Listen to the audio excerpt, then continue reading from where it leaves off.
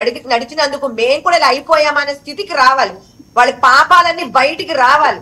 ఈ రోజు పవన్ కళ్యాణ్ గారు హుటాహుటిగా వచ్చినప్పటికి కంగారు ఎక్కడ దారంపూడి చంద్రశేఖర్ మరి ఇలా పవన్ కళ్యాణ్ గారు ఎలాగా నీకు దమ్ము ఉంటేనా బయటకు వచ్చి ప్రెస్ మీట్ పెట్టు, నీకు ఎందుకు దమ్ము లేదు, మీకు దాక్కుంటారు ఎందుకని.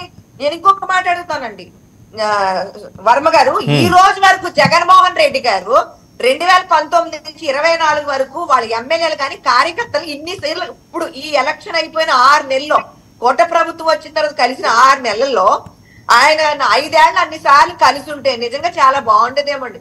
ఎంత సింపతి మెయింటైన్ చేస్తున్నాడో చూడండి ఆయన. సార్ నిజంగా ప్రజలు ఇచ్చినటువంటి ఇది ఆయన ఏదో అందించారు, నాకు ఇంత 40 లక్షల ఓటింగ్ ఉంది మేము అంతా చెప్తున్నారు కదా. ప్రజలేమి తింగరోళ్ళు కాదండి. కళ్యాణ్ గారు పడ్డ బాధను చూశారు, చంద్రబాబు నాయుడు గారికి పడ్డ బాధను చూశారు, లోకేష్ గారు తల్లిని అందరినీ హింసించారు. మిగతా వాళ్ళు కూడా మాట్లాడారు కదా. పవన్ కళ్యాణ్ గారు ఇప్పుడు కాకినాడలో మాట్లాడింది ఒకసారి ప్లే చేయండి అమ్మా.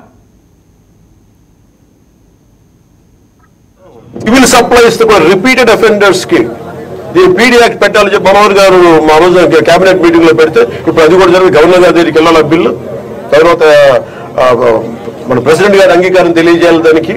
ఈ లోపు అన్ని వచ్చిన తర్వాత చేద్దాం అనుకునే లోపు ఇప్పుడు చూస్తే ఇంత మొత్తంలో పట్టుబడ్డప్పుడు మాకు ఖచ్చితంగా దీన్ని ప్రజల దృష్టికి తీసుకెళ్లాలి దీన్ని. ఎందుకంటే ఒకవైపు ఫీజు రీఎంబర్స్మెంట్ డబ్బులు లేవు, పథకాలకి చేయడానికి కింద మీద పడుతున్నాం, రోడ్లు గుంత పూడ్చడానికి డబ్బులు లేవు. కానీ వీళ్ళ దగ్గర మటుకు 1000 కోట్లు ప్రభుత్వం కష్టంతో మీ అందరి ట్యాక్సులతోటి ప్రజలందరి ట్యాక్సులతోటి కొన్న డబ్బులతో ఇచ్చిన ట్యాక్సులతోటి డబ్బులు తీసుకొని మనం బియ్యం కొంటే ఆ బియ్యం తీసుకెళ్లి రూపాయి పెట్టుబడి లేకుండా 1000 కోట్లు సంపాదిస్తాం.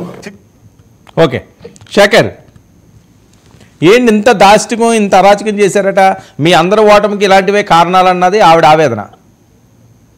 సరే సార్ మంచిదే కదా, ఎవరు కాదన్నారు సార్. వాళ్ళు సర్కిల్ దగ్గర అంట సార్, ప్రియా సౌజన్య గారు అద్భుతంగా చెప్తున్నారు. సర్కిల్ దగ్గర అంట సార్ ధర్నా చేస్తా ఉంటే ద్వారపూడి చంద్రశేఖర్ రెడ్డి గారు మనుషులు వచ్చి పుట్టారంట సార్. సార్ ఆ రోజు మీడియాలో మీరు కూడా ఉన్నారు కదా సార్. వాళ్ళు సర్కిల్ దగ్గర చేశారా, ద్వారపూడి చంద్రశేఖర్ రెడ్డి గారు ఇంటి మీదకి వెళ్ళారా?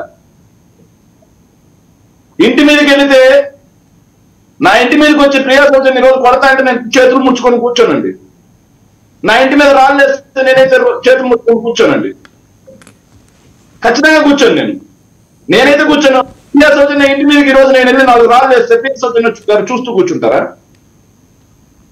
వీళ్ళు శాంతియుతంగా వెళ్ళుంటే ఆడ సీన్ లేదు సార్. వీళ్ళు జనవరి 10వ తారీఖు అన్నారండి, జనవరి 11వ తారీఖు నేను కాకినాడలో ఉన్నాను సార్.